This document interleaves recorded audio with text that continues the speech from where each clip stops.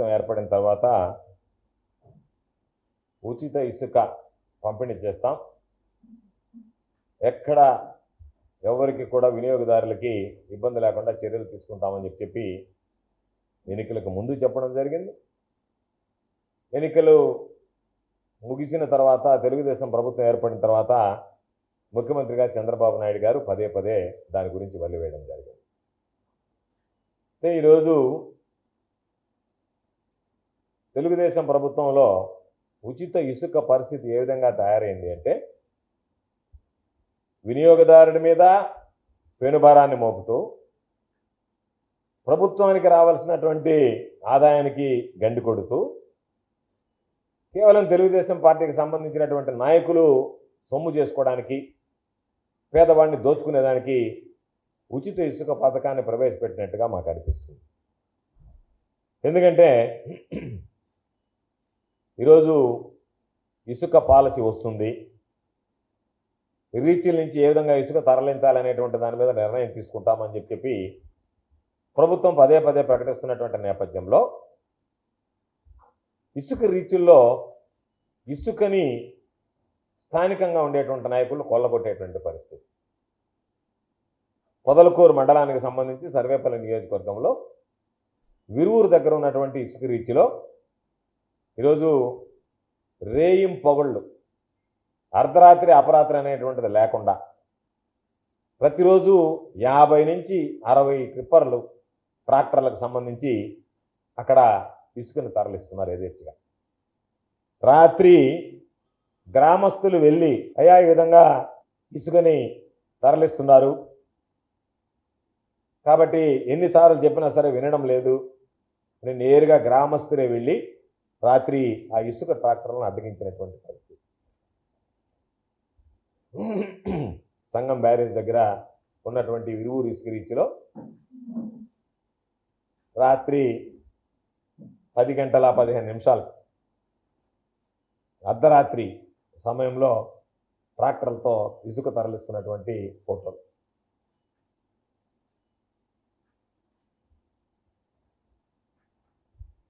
అయితే ఇది ఎంత దారుణమైనటువంటి పరిస్థితి అంటే, యథేచ్ఛగా ఇసుకను తరలించి ఎవడన్నా అడిగితే వాళ్ళ మీద దొంగ కేసులు పెట్టించి వాళ్ళని తీసుకెళ్ళి బలవంతంగా దౌర్జన్యంగా జైల్లో పెట్టించేటువంటి పరిస్థితి ఏర్పడింది. పేదవాడు ఎవడన్నా వాడి అవసరాలకు ఉపయోగించుకోవడానికి ఏదన్నా కొద్దిపాటి ఇసుకను తీసుకువెళ్తే మాత్రం పోలీస్ కేసులు పెట్టి వాళ్ళని రిమాండ్కి పంపించండి అని చెప్పిన హంగామా చేసేటువంటి తెలుగుదేశం పార్టీకి సంబంధించినటువంటి వాళ్ళు ప్రత్యక్షంగా ఈరోజు సోమిరెడ్డి కనసన్నల్లో సోమిరెడ్డి అండదండలతో యథేచ్ఛగా ఈరోజు ఇసుకని అక్రమ రవాణా చేసి తరలించేటువంటి పరిస్థితి ఏర్పడింది. దాదాపుగా ప్రతినిత్యం 50 నుంచి 60 ట్రిప్పులు ఇసుక వేస్తున్నారు. దానికి సంబంధించి గతంలో ఉన్న దానికన్నా ఈరోజు ఇసుక ట్రాక్టర్ లోడ్కి 5,000 రూపాయలు వసూలు చేస్తున్నారు.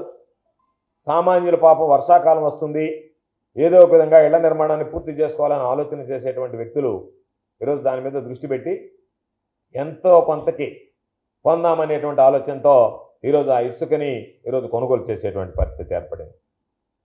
ఈరోజు రాత్రి జరిగినటువంటి సంఘటన తెలిస్తే నేరుగా ఆ ట్రాక్టర్లు అక్కడ లోడు చేస్తూ ఉంటే వెళ్ళి అడ్డుకోవడానికి వెళితే నేరుగా ఆ ట్రాక్టర్లను ఆ వ్యక్తుల మీదకే పంపించినటువంటి పరిస్థితి. అడ్డగిస్తే కొన్ని మంది ట్రాక్టర్లు తీసుకుని వెళ్ళిపోయారు. కొంతమంది లోడు ట్రాక్టర్లను తీసుకుని వెళ్ళలేక ఒక్క ఇంజిన్ వరకు తీసుకువెళ్ళి ఆ ట్రాక్టర్ ట్రిప్పర్లని ఆ ట్రాక్టర్ ట్రక్కుల్ని వదిలేసి వెళ్ళిపోయారు. అవి కనుక ఈ ట్రక్కులు కనుక వెళ్ళిపోయి ఉంటే బలవంతంగా రాత్రి వీటిల్ని తీసుకెళ్ళిపోయి ఉండేవాళ్ళు.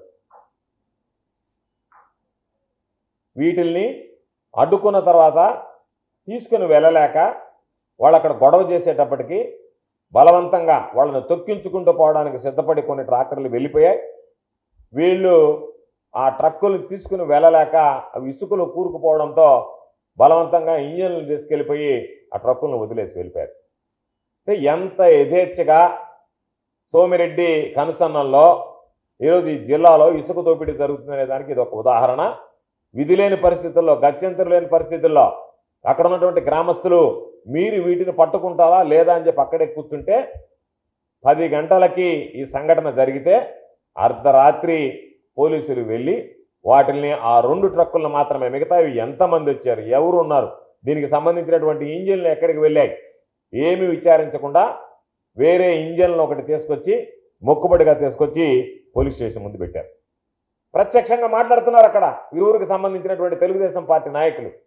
మేము సోమిరెడ్డి దగ్గరికి వెళ్ళాం, వాళ్ళ కొడుకుతో మాట్లాడమన్నాడు, వాళ్ళ కొడుకు దగ్గరికి వెళ్ళాం, మాకు నెలకి 18 లక్షల లెక్కన బేరం కుదిరింది, కాబట్టి మేము రోజుకి 50 నుంచి 60 ట్రిప్పులు తోలుకుంటున్నాం, తోలుకునేదే ఎవరన్నా అడ్డొస్తారో చూస్తామని చెప్పి మరొక అడుగు ముందుకేసి మీరెవరన్నా మాకు అడ్డుపడితే హత్యాయత్నం కేసు నమోదు చేయించి రిమాండ్కి పంపిస్తాము. బెదిరింపు కూడా ఏంటంటే హత్యాయత్నం కేసు నమోదు చేయించి మీ మీద మిమ్మల్ని జైలుకి పంపిస్తాం, మా జోలికి వస్తాననేటువంటిది ఈరోజు జరుగుతుంది. నేను తెలియజేసేది ఇసుక రీచ్లకు అనుమతి లేదు, ఇసుక పాలసీ లేదు, యథేచ్ఛగా ఇసుకు సంబంధించినటువంటి తరలిస్తూ ఉంటే అర్ధరాత్రి అపరాత్రి అనేటువంటిది లేకుండా ఇసుక తరలి వెళ్ళిపోతుంటే జిల్లాలో ఉండేటువంటి అధికార యంత్రాంగం ఏమి చేస్తున్నట్టు, మైనింగ్ శాఖ అధికారులు ఏమి చేస్తున్నట్టు.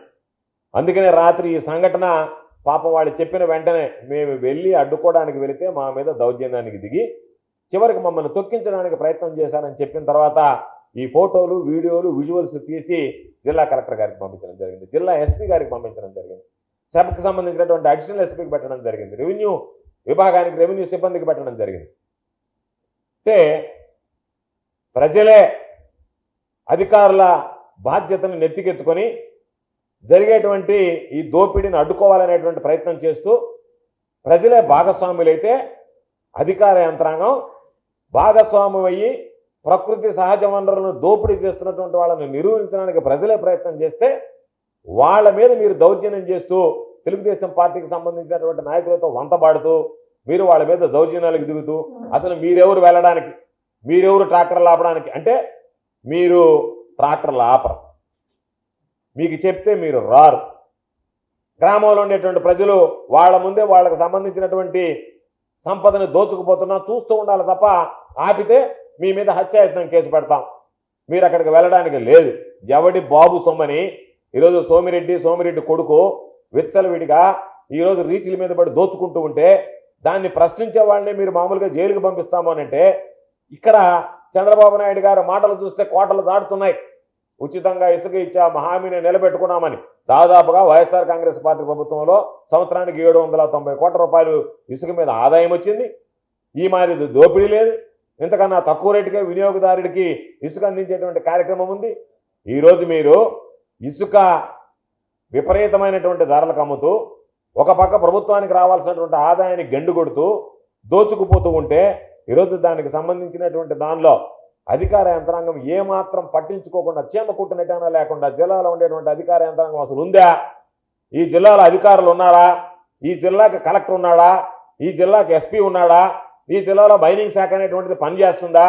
పనిచేస్తుంటే బరితెగించి విచ్చలవిడిగా అనుమతి లేనటువంటి రీచుల్లో దోచుకుపోతూ ఉంటే ప్రభుత్వం ఏం చేస్తున్నట్టు, జిల్లా అధికార యంత్రాంగం ఏం చేస్తున్నట్టు? అంటే చంద్రబాబు నాయుడు చెప్పేటువంటి మాటలన్నీ బూటకమేనా? చంద్రబాబు నాయుడు చెప్పేవన్నీ అబద్ధాలే కాదా? వాస్తవాలైతే ఇదిగో ఈ విధంగా జరుగుతున్నటువంటి వాటిని ఆధారాలతో సహా మీకు చూపించాం. ఎంతమంది ఈరోజు ధైర్యంగా వెళ్ళి రీచుల్లో గ్రామస్తులు వెళ్ళి అడ్డుకునేటువంటి పరిస్థితి ఉంది. మనకెందుకు లేని వదిలేస్తున్నారు. కోట్లాది రూపాయలు ఇసుక రోజుకు పక్కదారి పడుతుంది. కాబట్టి ఇటువంటి పరిస్థితుల్లో ట్రిప్పర్లు అయితే నేరుగా రాజమార్గం గుండా వెళ్ళినట్టుగా నేషనల్ హైవే మీదనే ఈరోజు పక్కన ఉన్నటువంటి చెన్నైకి తరలి వెళ్ళిపోతున్నాయి, తమిళనాడు రాష్ట్రానికి వెళ్ళిపోతున్నాయి. ఎవడు అడిగేవాడు లేడు, ఆపేవాడు లేడు. ఆపితే నేరుగా వాళ్ళ మీద పోలీసులు మీ మీద హత్యాయత్నం కేసు నమోదు చేసి మిమ్మల్ని రిమాండ్కి పంపిస్తామని చెప్పి బెదిరించేటువంటి పరిస్థితి ఏర్పడింది.